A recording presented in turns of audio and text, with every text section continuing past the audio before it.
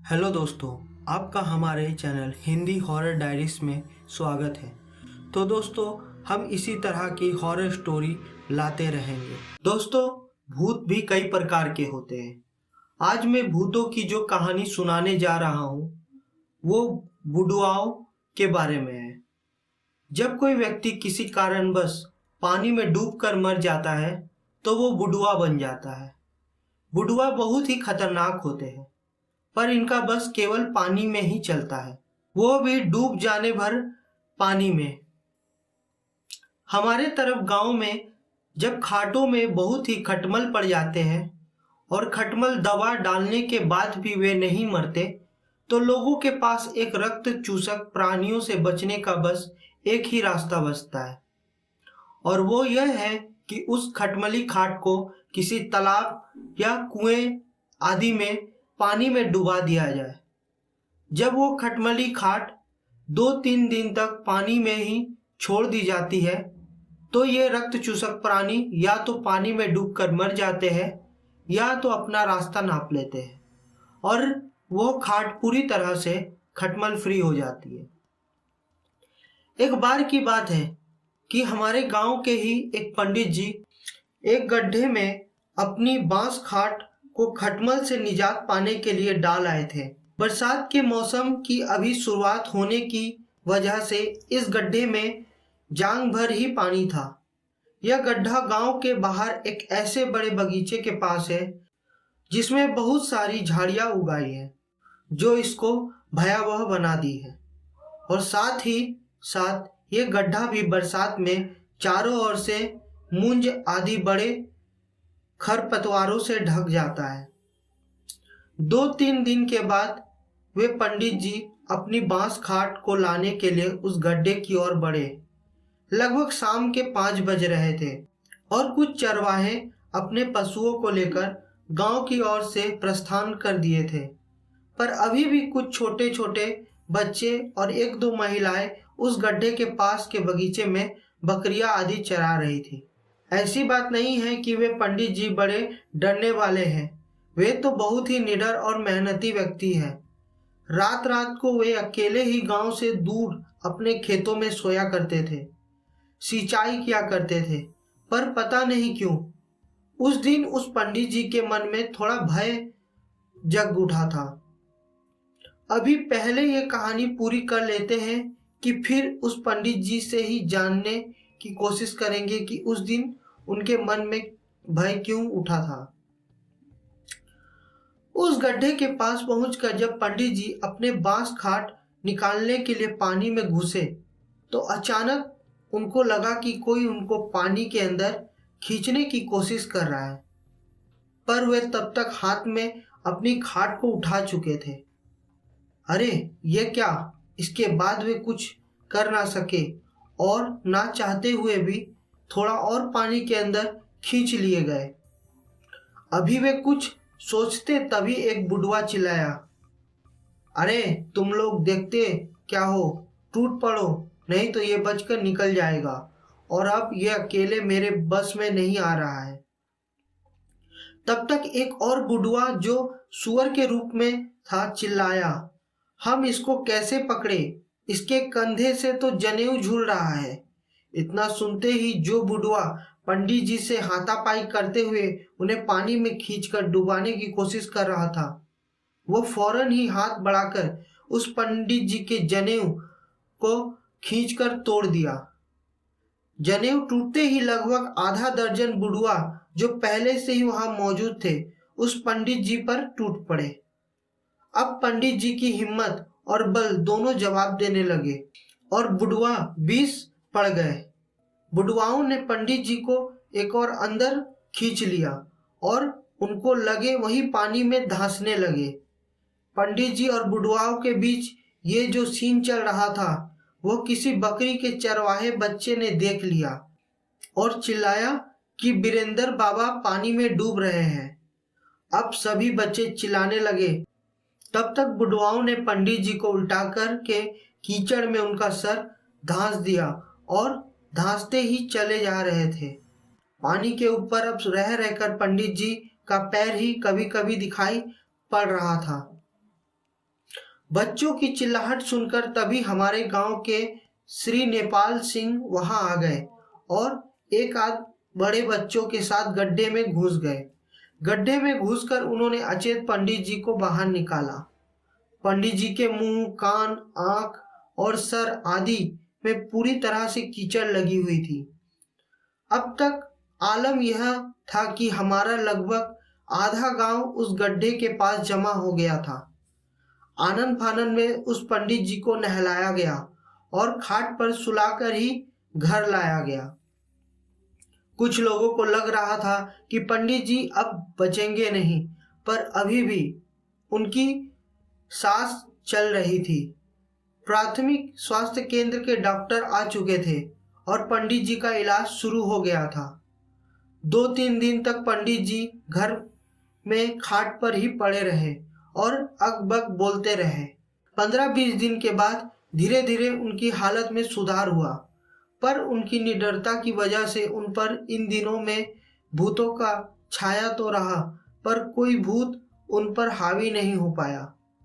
आज अगर कोई उस पंडित जी से पूछता है कि उस दिन क्या हुआ था, तो वे बताते हैं कि दरअसल इस घटना के लगभग 1 हफ्ते पहले से ही कुछ भूत उनके पीछे पड़ गए थे, क्योंकि वे कई बार गांव से दूर खेत, बगीचे आदि में सुरती या कलेवा आदि करते थे, तो इन भूतों को नहीं चढ़ाते थे।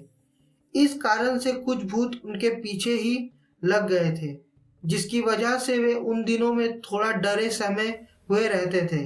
पंडित जी आगे बताते हैं कि जो बुढ़वा पहले उनको पकड़ा वह गुलाब, हमारे गांव का ही एक ब्राह्मण कुमार, जो एक बड़े पोखर में डूबकर मर गया था, क्योंकि दूसरे किसी भी बुढ़वे में मेरा जनेऊ तोड़ने की हिम्मत तो दूर, पास आने की भी हिम्मत नहीं थी।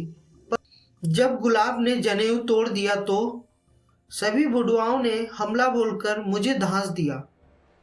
दोस्तों, आज की दूसरी हॉरर स्टोरी हमें विनेश भाई ने भेजी है, जो आप मेरी जुबानी सुनेंगे।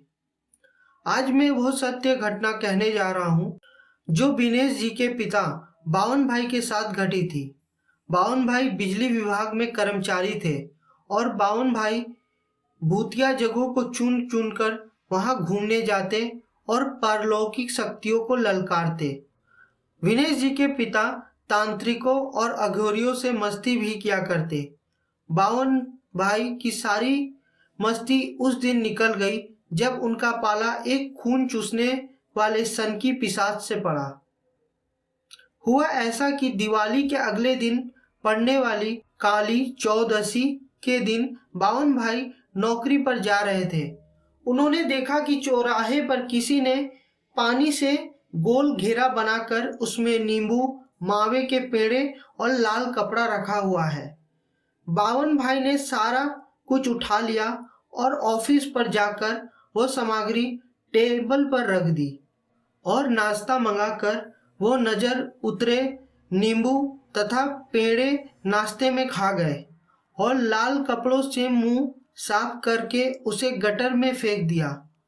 बावन भाई को समझ नहीं थी कि वो किस मुसीबत में फंस चुके हैं। वह चौक पर पड़ा उतारा एक पिशाच उतारा था और उसे एक अघोरी ने चौक में आजाद किया था। अब वह प्रेत नींबू और पेड़े के माध्यम से बावन भाई को चपेट में लेने वाला था। जैसे जैसे दिन चढ़ने लगा, बावन भाई का सिर भारी होने लगा और दोपहर के 12 बजते ही उन्हें खून की उल्टी हुई।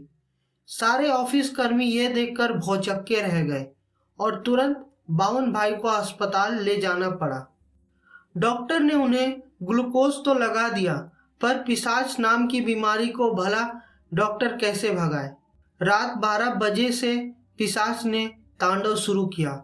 बावन भाई की पेट को कभी फुला देता तो कभी अंदर कर देता, कभी उनके सामने आकर नाचता तो कभी उन्हें काटने लगता, कभी उनका गला पकड़ता तो कभी उनके कपड़े फाड़ देता। बावन भाई को तुरंत अस्पताल से घर ले जाना पड़ा, जहां उन्हें बांध कर रखना पड़ता था। विनेश जी के पिता की हालत देखकर सभी को बहुत दुख होता था। उनकी ऐसी दशा 3 महीने तक रही। इन 3 महीनों में वो एक कैंसर पीड़ित रोगी जितने कमजोर हो गए और उन्होंने सबसे बात करना तक छोड़ दिया था। उनके घर वालों ने बावन भाई को ठीक करने में कोई कसर नहीं छोड़ी। दवा, दुआ, डांट, फटकार, प्यार सब आजमाया, पर बावन भाई दिन पर दिन बेकाबू और बीमार ही बनते गए। अंत में डॉक्टर ने भी हाथ खड़े कर दिए और कहा कि इनकी बीमारी हमारी समझ से बाहर है। तभी चमत्कार हुआ और एक अघोरी साधु बावन भाई के घर आया।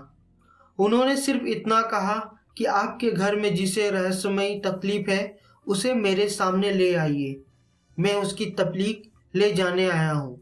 विनेश जी की माँ ने तुरंत अपने पति बावन भाई को वहाँ खड़ा कर दिया। उस साधु अघोरी ने उन्हें फिर कहा, जाकर कुछ पेड़े और एक नींबू लाल कपड़े में ले आओ।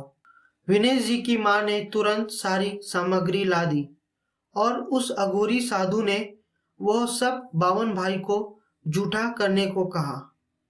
फिर अघोरी वह जूठा पेड़ा और नींबू वही खुद खा गया और लाल कपड़े को अपने गले में बांध लिया।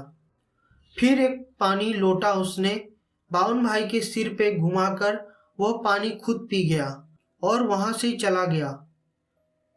अघोरी साधु के जाने के बाद 3 दिन में बावन भाई जैसे थे वैसे बन गए। और अजीब बात यह है कि बावन भाई को यह तक याद नहीं था कि उनकी खुद की हालत क्या हुई थी।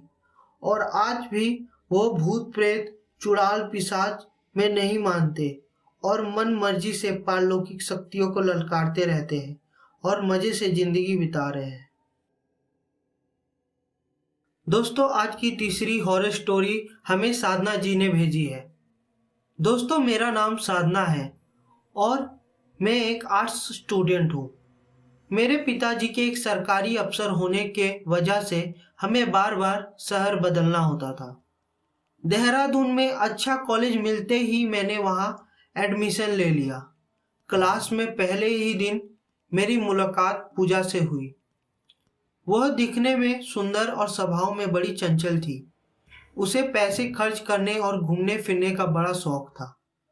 अपनी इसी आदत के कारण पूजा एक दिन रूह कपकपा देने वाली मुसीबत में फंस गई। एक दोस्त होने के नाते मैंने उसे बार बार समझाया, लेकिन मेरी हर कोशिश नाकाम रही। दरअसल वह अपनी छोटी छोटी जरूरत पूरी करने के लिए लड़कों को टहलाती रहती थी। उस भयानक दोपहर का समय आज भी मुझे याद है, जब हमने बरगद के पेड़ के नीचे खड़े उस लड़के को देखा। कॉलेज जल्द खत्म हुआ था तो पूजा हर कीमत पर उस वक्त फिल्म देखना जाना चाहती थी। हमारे पास ज़्यादा पैसे नहीं थे तो पूजा ने उस लड़के के खर्च पर यह ट्रिप एंजॉय करने का प्लान बनाया। मैं इस तरह की ऊंची हरकत के लिए बिल्कुल सहमत नहीं थी। फिर भी पता नहीं क्यों मैं उस वक्त खुद को रोक नहीं सकी। थोड़ी ही देर में वो लड़का हम दोनों को फिल्म ले जाने के लिए तैयार हो गया। पता नहीं क्यों मेरा दिल बुरी तरह घबरा रहा था। उस लड़के की आंखों में गहरी उदासीनता थी और साथ चलते अजीब गंध महसूस हो रही थी। हम दोनों चलते ही चलते सिनेमा घर के पास जा पहुंचे तो अचानक वो लड़का झाड़ियों के पास रुक गया। यह बड़ा अजीब था। मैंने और पूजा ने उसे हाथ से इशारा करके सिनेमा घर की ओर आने के कहा, लेकिन वह उदासीनता भरी निगाह से हमारी ओर देखता रहा। अब मैं खतरा भाग चुकी थी। कुछ तो ठीक नहीं था। मैंने पूजा को उसकी और जाने से रोक दिया, लेकिन वो मेरा हाथ झटक कर उसकी ओर बढ़ गई। एक पल के लिए जैसे मेरे पैर वहीं जमीन में गड़ गए। मेरे माथे पर अचानक पसीना छूट गया। कुछ ही देर में पूजा उस लड़के के पास थी। वह उसे जल्दी से साथ आने की शायद बोल रही थी ताकि पिक्चर शुरू ना हो जाए। शायद पूजा को यह मलाल था कि कहीं वह लड़का कोई बहाना बनाकर मुकर ना जाए। मैं दूर से उनकी बहस साफ साफ नहीं सुन पा रही थी। अचानक उस लड़के ने पूजा की कलाई पकड़ ली और वह उसे झाड़ियों के पीछे खींचने लगा। ये सब देखकर मेरे रोंगटे खड़े हो गए और मेरी चीख निकल गई। मेरा दिल बड़ी तेजी से धड़कने लगा। मैंने मदद के लिए इधर उधर देखा तो अगले ही पल वो दोनों मेरी नज़र से गायब थे।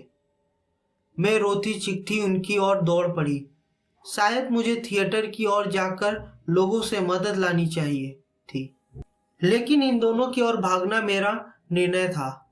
मैंने पास जाकर छानबीन की तो वहां पूजा जमीन पर बेसुध पड़ी मिली। उसके चेहरे पर खरोंचे जाने के निशान थे। उसके हाथ पर गहरी सूजन थी और उसका चेहरा खौफजदा था। फिर मेरी नज़र उसकी सलवार की ओर गई।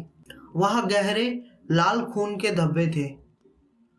अभी मैं कुछ बोलूं उसके पहले पूजा ने मेरे मुंह पर हाथ रख दिया और चुनरी से दाग छिपा लिए। उसने मुझे कहा कि सहारा देकर घर तक पहुंचा दो और बाकी सब भूल जाओ। मैंने रास्ते में बार बार उससे पूछा कि उस एक पल में यह सब कैसे हुआ, वो लड़का कैसे गायब हुआ, उसने क्या किया, लेकिन वो कुछ नहीं बोली। घर पहुंचने पर मैंने पूजा को हमारी दोस्ती की कसम भी दी ताकि वो मुझे सच सच बता दे कि वहाँ क्या हुआ था। लेकिन आंसू भरी निगाहों से वो सिर्फ इतना बोली कि अगर तू अपनी इस दोस्त को जिंदा देखना चाहती है तो इस हादसे के बारे में मुझसे कुछ भी नहीं पूछेगी। इस घटना के बाद वो पूरी तरह से बदल गई। उसने हंसना मुस्कुराना जैसे छोड़ ही दिया। उसका कॉलेज भी छूट गया। उन चंद मिनटों में घटित हुई उस हादसे में मेरी दोस्त पर क्या गुजरी होगी यह तो वही बता सकती है। आज भी मैं देर रात में खौफ से जाग जाती हूँ और सोचती हूँ कि काश उस मनहूस दिन को मैं अपनी और पूजा की जिंदगी से निकाल सकती। दोस्तों, हम इसी तरह के हॉरर स्टोरी हम लाते रहेंगे। अगर आपको हमारा वीडियो अच्छा लगा तो वीडियो को लाइक और चैनल को सब्सक्राइब जरूर से करें और इसी के साथ हमारे वीडियो को शेयर भी करें।